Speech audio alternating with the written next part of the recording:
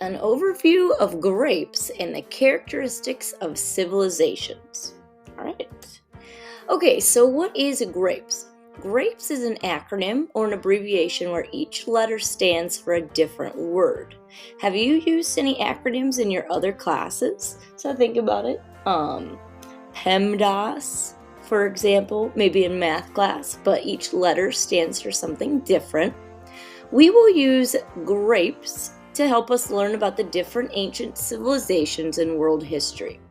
All right, so the first vocabulary word is a civilization, which is a society, culture, and a way of life in a particular region. All right, so each letter of grapes stands for something different. So the G is for geography, the R is for religion, A for achievements, P for politics, E for economics, and S for society. All right, so let's first talk about geography for the G. Geography is the study of Earth's physical and cultural features. So, for example, some different things about the examples of geography are landforms, which are the natural features on the land's surface. You've got climate, the average weather conditions in a certain area over a long period of time. Location, you've got the exact spot of a natural human-made feature in the world. So the exact spot. You've got environment, which is all the living and non-living things that affect life in an area. So all of those are examples of geography. So one aspect of grapes or civilizations. All right, so why do we need to learn about geography? All right, so geography affects human settlement. For example, early humans often settled by rivers so they could get food and fresh water.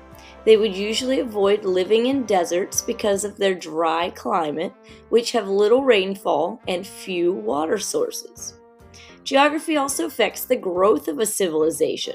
For example, a civilization located nearby a river can use it to grow enough food for large populations. So that's why you will generally find civilizations in geographical locations that have a good water source and good places to grow food. So geography is important in civilizations. They need a good place to live. All right, so geography also affects the development of culture in a civilization. For example, people living in cities will often have to have a different lifestyle than people living on the countryside.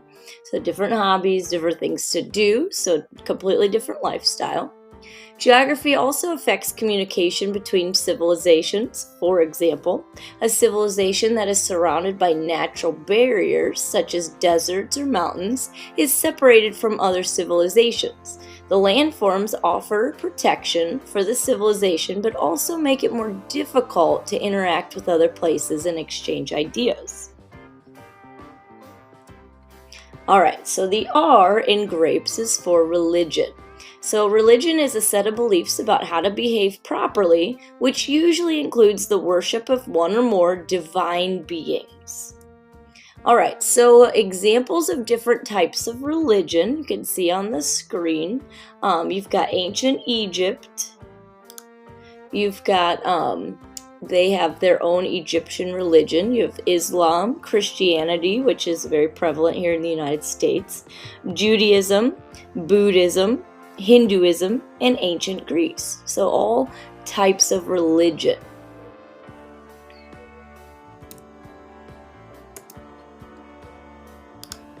All right, so why does learning about world religions matter? So it helps us to better understand the culture, values, and choices from different communities. It also helps us break stereotypes, prejudices, and misconceptions about groups of people who may have different beliefs than ourselves. So it's important to learn about these religions so that we can understand different viewpoints, the way people do things differently. And it stems from they have different religious backgrounds. All right, so in grapes, the A then is for achievements. So a civilization's inventions and accomplishments that contribute to the advancement of humanity across world history. So that's the achievements. So we've got some examples here. So science and engineering, there's lots of achievements there. You can see the different structures of bridges that have been built. You've got fireworks. So science and engineering are different achievements. Art, different art achievements. You've got architecture. You can see you've got some Greek architecture. You've got the pyramids. Weaponry, different civilizations will have different weapons they developed, inventions, music, technology, you've got literature, mathematics, language, all different achievements from different civilizations. All right, so why is learning about achievements matter? We can examine one or more how one civilization's achievements improves the quality of life for the rest of the world. We can see how each civilization plays an important role in the human story and contributions of our overall progress. We can analyze how ideas and technologies have developed and evolved throughout history. All right, so the P for grapes is then politics, the process of government and lawmaking in a civilization. So think about if you didn't have laws in a civilization, what things might be like.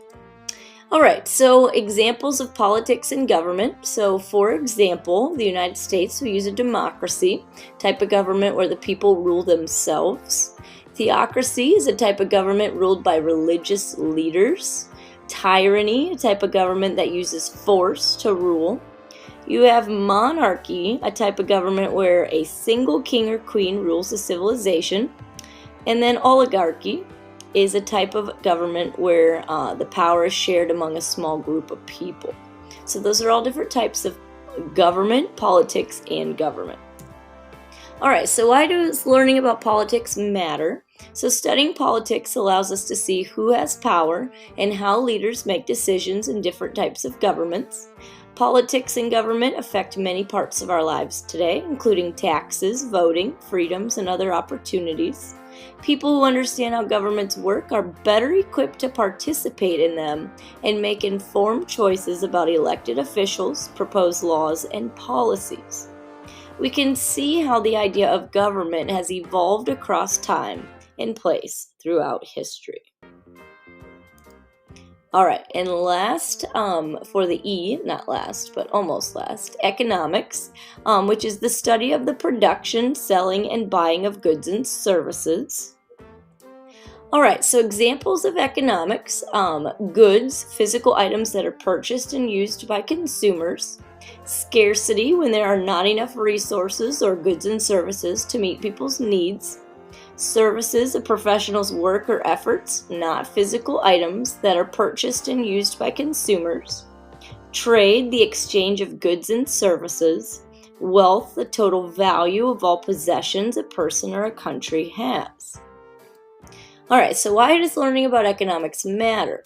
So understanding economics helps us to make informed decisions about how to spend and save money, as well as build wealth over time. The economic law of supply and demand explains the pricing of goods and services. For example, if the supply of shoes in a civilization is high, there will be less demand for shoes from consumers. The prices will be low because there's plenty to go around for everyone. Another example, if the supply of shoes is low, there will be more demand for shoes from consumers. The prices will be high because there's not enough for everyone.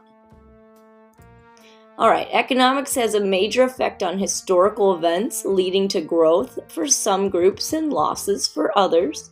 For example, several European countries such as Portugal, Spain, France, and Britain colonized much of the Americas. These countries gained new wealth and territory at the cost of indigenous communities who lost many of their people and lands due to European violence and disease. All right, last but not least, we have society, a group of people living together within a community. So again, the S in grapes, or things that define a civilization. All right, so examples of society. You have social hierarchy, which is a division of society by rank or class. You have population, the total number of people within a specific area, such as city, state, or country. A division of labor, an arrangement in which workers specialize in a particular task. You have urban, an area referring to a town or a city, versus rural, an area countryside rather than a town or city. And then you also have social norms, the shared values and behaviors that are generally considered acceptable and unacceptable in a society. All right, so why does learning about society matter?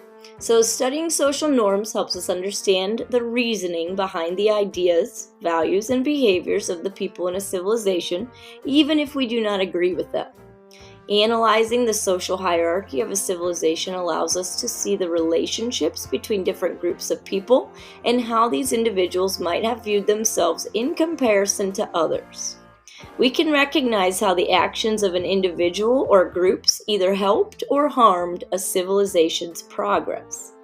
Studying societies of the past can help us identify inequalities or iniquities in our culture and how to work towards change in the present. All right, kids, so that is GRAPES, G.R.A.P.E.S. You have government, religion, achievements, politics, economics, and society, all things that define a civilization.